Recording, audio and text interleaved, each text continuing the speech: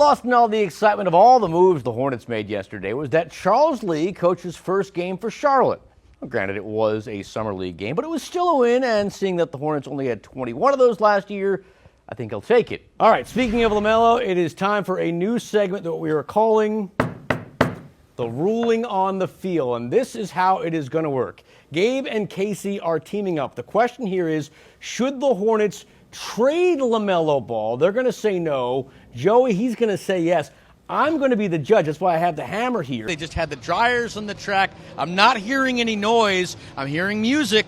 So that's a good sign, as there are still a lot of fans here. Engstrom derrière le filet s'est fait prendre. Attention devant, on est libre et le but!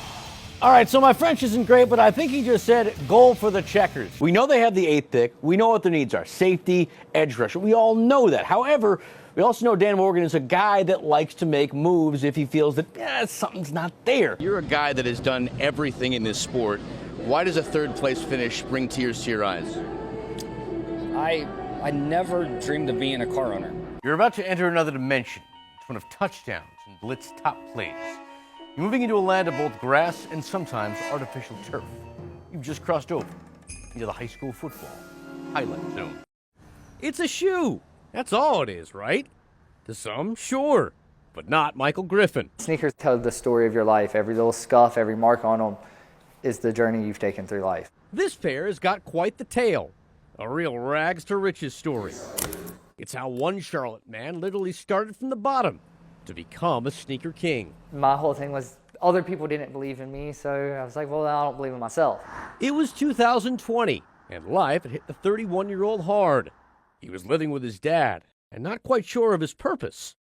Then one day began thinking about what he was passionate about, and it all came back to shoes. It's a true expression of who you are. But what happens when wearing a pair of Nikes just isn't good enough? Griffin wanted to do something more. He wanted to make the shoe pop. Being able to do custom, you can make something that's truly you. A great idea in theory, if he had the art materials and an actual art background. Two things Griffin severely lacked. What he did have, however, was a stimulus check and a woman who believed in him. He is very determined. If he says he's going to make something happen, he always makes it happen, no matter what. And so the two set out on making the impossible happen.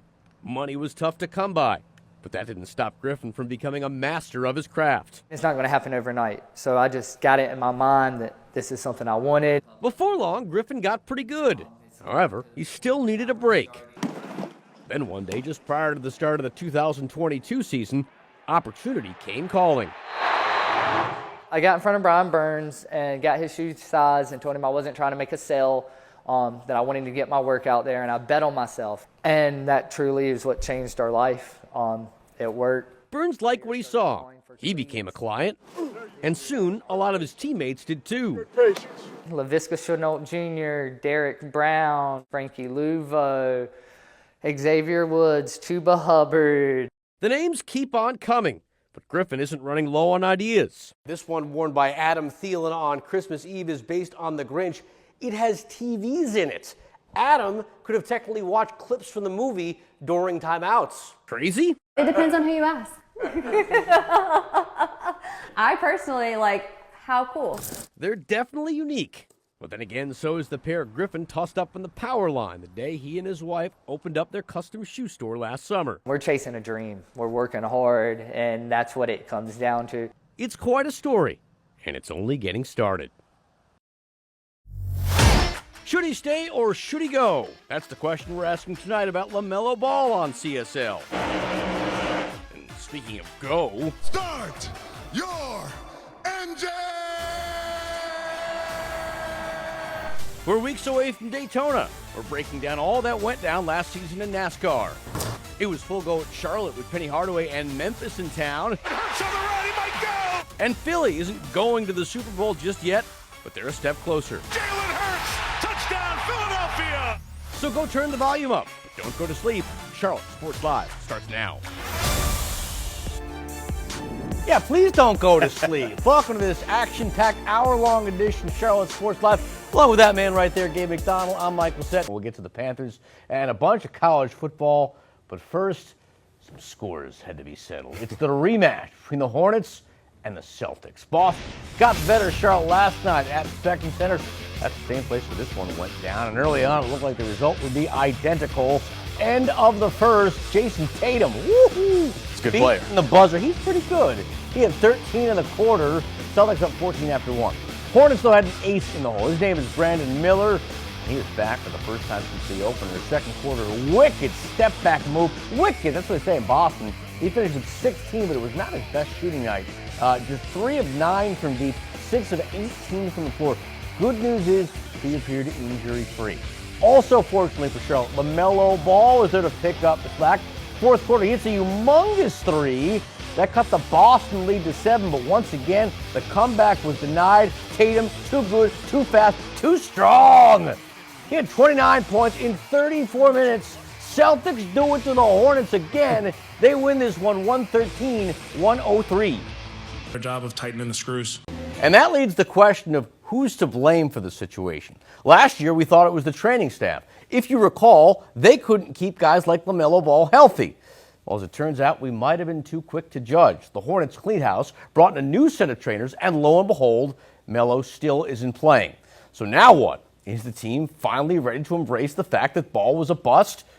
Not a chance. Remember last summer when Jeff Peterson says this was not going to be a quick fix? He was not lying. He knew last year's draft class was a bust, hence why they rolled the dice and went with Tijan Salam. This year's draft class is a different story. You like watching Cooper Flagg play? I'm willing to bet you'd like watching him more at the Spectrum Center. And so would Charles Lee, Jeff Peterson, and for that matter, anyone who has a say within the franchise. That's why, dare I say, the Hornets aren't sweating their struggles. I'm not saying they want to lose, but I'm not saying they don't. They're taking a chance, and who knows, come this draft in June, it might actually pay off. Talk a little soccer, and boy, do I have a treat for you. We are going to go inside the mind, right there, of Charlotte FC head coach Dean Smith. With his team's Leagues Cup fate in the hands of another, he was feeling all sorts of emotions watching the game between Philadelphia and Cruz Azul. If you've seen Inside Out, you may recognize these guys. First off, inside Smith's head was anxiety. That's because if Cruz Azul won, his team wouldn't move on. Anxiety was running wild in the first half, because in the 41st minute, Philadelphia found itself down a goal. Carlos Rotundi giving coach all kinds of headaches. Cruz Azul a step closer to advancing, and well, now it's Figueres' turn to take control of his emotions. Then, just when it seemed like all was lost, we have a tie game. 88th minute, Daniel Gazdag for Philadelphia, 1-1, and oh, now joy is reigning supreme. This is great. Still a matter of Philly, though, winning in PKs. That was the only way Charlotte was moving on, and ultimately it would not happen. Cruz Azul would go on to win in penalty kicks by the count of 5-3, and yes, that made Coach angry. For the ball game this evening. By 1995, the NBA had a bit of a pinstripe obsession. It was something that not only transcended from the sport, but also a lifestyle. Taking a page from the Yankees, Michael Jordan and the Bulls got them. It's a nice-looking jersey, Johnny. The Magic did too. It reminds me of that old-school classic. And fresh off back-to-back championships, so did the Houston Rockets. And you see the new uniforms. Meanwhile, watching from afar, the person who started it all could only shake his head. They say that emulation is the sincerest form of flattery, but sometimes it's aggravating.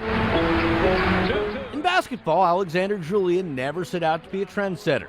By the mid-1980s, the Chapel Hill native was an accomplished fashion designer, building an empire based on the principles set forth by his mom and dad, dubbed by the New York Times as the grandparents of preppy. But Julian also liked a challenge. That was my first question to George was, what's the name of the team? At the time, George Shinn didn't have a lot of answers. But what he did know is that he wanted Julian to design the uniforms of the team he owned, the one that would come to be known as the Hornets. I said, George, I'll tell you what, I'm going to make you a deal. I'm going to trade you ownership of the Hornets uniforms for 5 pounds of Carolina barbecue a month, FedEx to me in Connecticut. I remember hanging up the phone after we agreed and going, well, this is going to be interesting. That's because Julian was already thinking of an idea that would shake the NBA fashion world to its core. What essentially a basketball jersey is a knit shirt. And the knit shirts that I was famous for were vertical striped knits. So ultimately, it was pulled pork for pinstripes. But there was more. The shorts were the first pleated basketball shorts in history. And did we mention the color? Everything in Charlotte became teal. There's still a lot of teal there now. Good evening, everybody. On the court, there was a lot to be desired. Left hands it up and in. But as far as uniforms go, Charlotte had a winner. It gave you everything you could ask for. Pretty good scene.